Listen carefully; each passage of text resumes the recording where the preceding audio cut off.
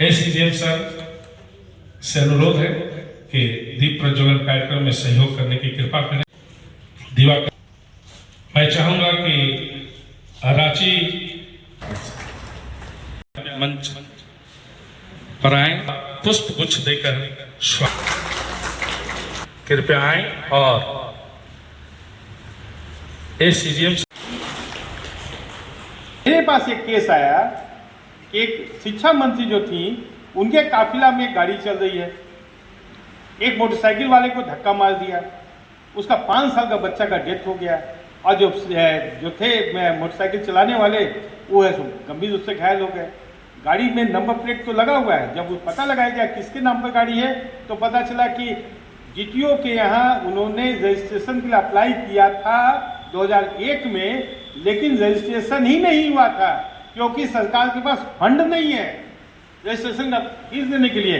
कैसा फंड भाई, आप ड्राइवर को वेतन दे रहे हैं, आप उसका लॉगबुक मेंटेन कर रहे हैं, पेट्रोल दे रहे हैं, डीजल दे रहे हैं, मेंटेनेंस दे रहे हैं, आपको 2-3 हज़ार रुपया आपका रजिस्ट्रेशन का फीस नहीं है सरकार के पास, कौन देगा उसका मुआवजा?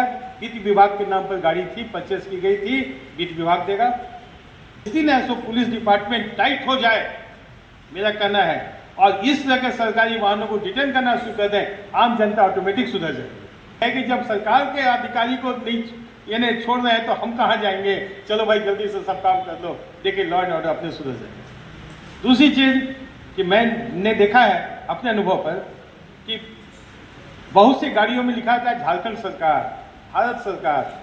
क्या सही में भारत सरकार के अंतर्गत की गाड़ी है? नहीं, भाड़े की गाड़ी है, निजी आदमी के नाम पर रजिस्ट्रेशन है। आजकल तो मोबाइल ऐप आ गया है, नंबर डाल के देखिए ना किसके नाम पर रजिस्ट्रेशन है, प्राइवेट के नाम पर रजिस्ट्रेशन है, आप लिखा रहे हैं झारखंड सरकार, भारत सरकार। क्यों भाई, किसको बेवकूफ़ बना रहे हो?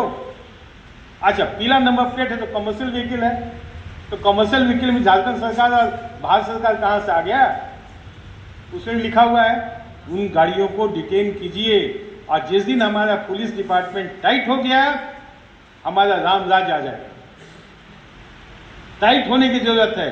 और एक चीज जान लीजिए, पुलिस ऑफिसर का क्या अधिकार है? एक सब इंस्पेक्टर से ज़्यादा पावरफुल इंडिया में कोई ऑफिसर नहीं है, क्योंकि 24 घंटा किसी को भी डिटेन कर सकते हैं, दूसरा कोई ऑफिसर डिटेन नहीं कर सकता। 24 घंटा का है ना ये चीज़। तो वैसी स्थिति में आप किसी व्हीकल को डिटेन का आप जो रिपोर्ट देंगे, अगर सही रिपोर्ट है, ना सीजीएम साहब काट सकेंगे, ना हाई कोर्ट काट सकेगा, ना सुप्रीम कोर्ट काट सकेगा। आप ही के रिपोर्ट का आधार पर सजा होता है, ये होता है। लेकिन आप उसको पालन नहीं कीजिएगा तो उसी में एक्विटल होता है, सबका रिहाई होता है, लैकुना को हम लोग दिखा देते हैं। इसलिए व्हीकल के मामला में टाइट हो, कल पता नहीं कल किसका एक्सीडेंट हो, कल मेरा हो, किसका हो, कोई नहीं जानता है। Future is not I to see. ऐसी स्थिति में बहुत सी चीज़ें हैं जो कि एक दिन में तो संभव नहीं है। आप लोग अगर कोई क्वेश्चन करें, आप लोग के साथ प्रैक्टिकल जो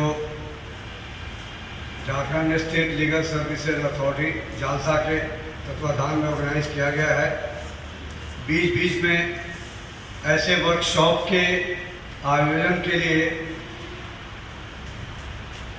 झालसा से निर्देश प्राप्त है ताकि हम सभी इस फील्ड में होने वाले कानून के अपडेशन से अपने आप को अपडेट करते रहें।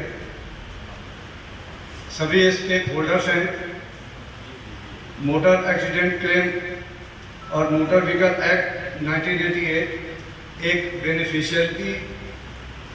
बेनिफिशियल लेजिस्लेशन है।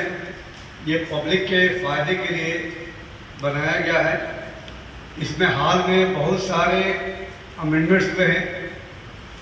ऑनरेबल सुप्रीम कोर्ट के गाइडलाइंस आई हैं जिसका पालन ज़मीनी स्तर पर होना है, जिसे पुलिस ऑफिसर्स के ज़रिए करना है, और उसका सीधा इम्पैक्ट जो एक्सीडेंट के विक्टिम हैं उनके परिवार वाले लोगों तक पहुंचने का है। इसलिए बीच बीच में ऐसे आयोजन किए जाते रहे हैं, पूर्व में भी आयोजन किए गए हैं। और कानून एक ऐसा विषय है जिसके बारे में जितना पढ़िए लगता है कि कम जानते हैं। हम नहीं जानते। कोई नहीं कह सकता कि वो सब कुछ जानता है। इसलिए हम सभी को नए नए कानूनों, नए नए जजमेंट्स और अमेंडमेंट्स से अपडेट रहने की ज़रूरत है, ताकि कानून के हिसाब से न्याय हो सके और जल्दी हो सके। जैसा मैंने कहा, हमारे रिसोर्स पर्सन अरविंद लाल सर इस फील्ड के माहिर हैं। माननीय उच्च न्यायालय में इन्होंने बहुत सारे केसेस, मोटर एक्सीडेंट केसेस के किए हुए हैं और कर रहे हैं। इनके जजमेंट्स जिसमें इन्होंने बहस किया हुआ है, करते हैं, आते हैं, हम लोग देखते हैं। हम सभी को इस प्रोग्राम से का फ़ायदा उठाने की ज़रूरत है।